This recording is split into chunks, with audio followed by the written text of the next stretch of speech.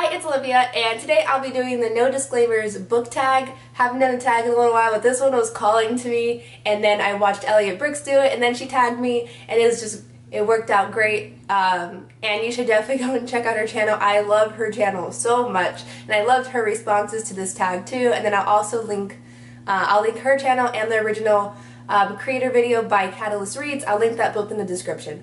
And yeah, let's get started. The first question is, which trope or tropes in books annoy you the most? I think I've talked about this one before, but it's always the number one thing that bothers me. So bear with me while I try to explain it. But you got two characters that are in love, they're love interests, and they're clearly endgame. They're your ship. They are it. You don't see them with anybody else, and things are going good until one of the partners gets this information, or they find out something that could potentially ruin or not ruin, but maybe just cause problems in their relationship. And so what that person decides to do is, instead of talking it out and working things out with their partner, what they decide to do is not tell the partner, and then also just break off the relationship, because that will make the problem never happen. They'll also add in this really cheesy thing. They'll make sure to tell their partner that they never loved them to begin with, to make sure it's like a clean cut, that they don't try to come back or anything, just like, we're done and I never loved you and it's for your own good. I cannot stand that. I think it's so dumb. The second question, I'm sorry if you could hear the dryer in the background. Anyway, the second question is, which writer or writers do you feel are overrated or overhyped? And I agree with Elliot on this one, in that I don't want to call out like a specific author on who I think is overhyped, because I'm fine with picking out a book that I feel like was overrated or overhyped. But even the most disliked book of mine, I don't have something against the author, But a book that I did read and I thought I was gonna love it because it seemed like everyone on BookTube was loving it was that's the sequel. To All the Boys I've Loved Before by Jenny Han. Oh, I know, it's kind of a controversial opinion, because like I said, I think a lot of people love that one. I just thought it was really, really average. Number 3 is, what are your least favorite books you've read since joining BookTube? There's one that stands out since I joined, because Colleen Hoover is pretty well known, I think, on BookTube, and so I read her book Slammed, and I thought it was cute. And then I read the sequel and I was thinking, wow, this is going downhill. Then I read the third book. The third book is just, it is so bad.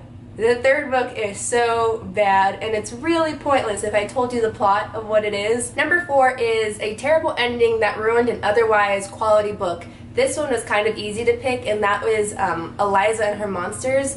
I don't think I ever rated this book because I was so conflicted with how it ended. Or at least the last portion of the book, I was really unhappy with how one of the characters reacted to something. That's all I can really say without spoiling you. It didn't seem to match the personality of the character, and it irritated me so much. And if it weren't for that last portion of the book, this might have been like a 5 stars, and you guys know how rare those are for me. I'm really greedy with 5 stars, and it just, oh my gosh, the ending made me consider like a 3 star. I don't know, I was so confused on what I wanted for this book because of the end, so I never rated it because indecisiveness. Number 5 is, which fictional character or characters do you wish were not killed off? And I was scrolling through all the books that I've read, trying to figure out, okay, who died that I didn't want to die? And again, I have to end up agreeing with Elliot that, it's a good thing when characters die off. It makes for a good story. I can't even deny it. And honestly, sometimes I'm hoping that there'll be more death in books. I think that A Court of Wings and Ruin did not have enough death. One of the reasons why I didn't like the book is I thought it was almost unrealistic that so many characters remained okay. It really impacts the story when a character dies off and you cannot stop reading, unless you're so bothered by it that you stop reading. But I don't know, I have to agree. I think it's good when they're killed off. Number 6 is, what are some of your bookish pet peeves? I'm just gonna point out one, and it's with actual physical books, and that's when they get their movie cover editions. That's been happening a lot lately. It actually just happens all the time since books are always being adapted now.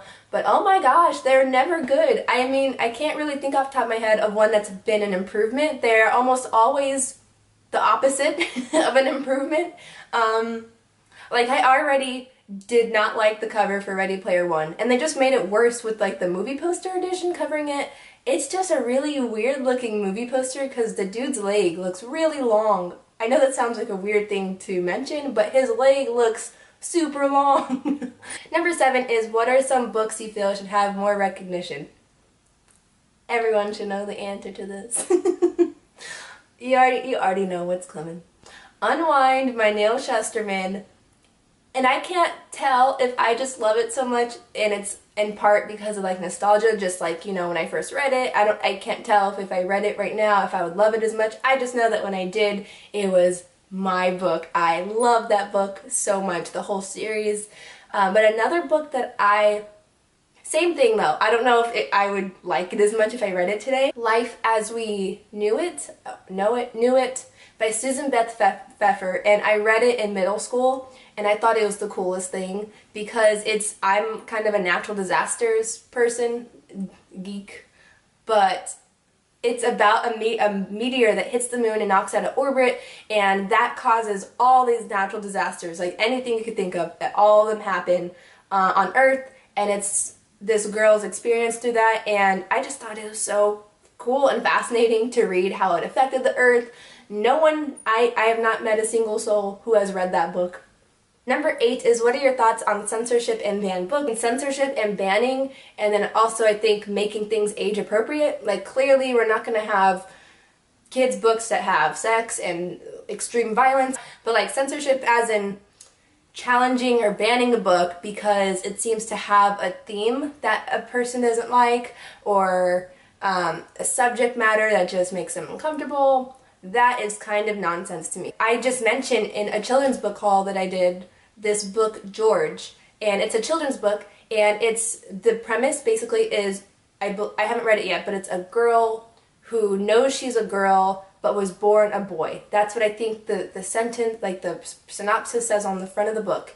And I got like a comment who was like, this is supporting an agenda, we shouldn't have this book, it should be like not even having read the book, people are upset by what it's talking about, and that's how you get books on the banned book list and challenged and censored, and I don't think that's right. If it makes you uncomfortable, then perhaps it's challenging some perspectives of yours that could be challenged.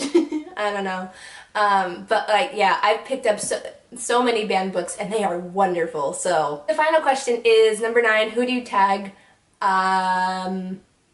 You know, I'll put that in the description because I'm going to see who's done this before. I don't want to tag someone who's already done it. So, yeah, thank you for the tag, Elliot, and if you have any thoughts on anything I talked about, let me know in the comments, and I'll see you in another video. Bye.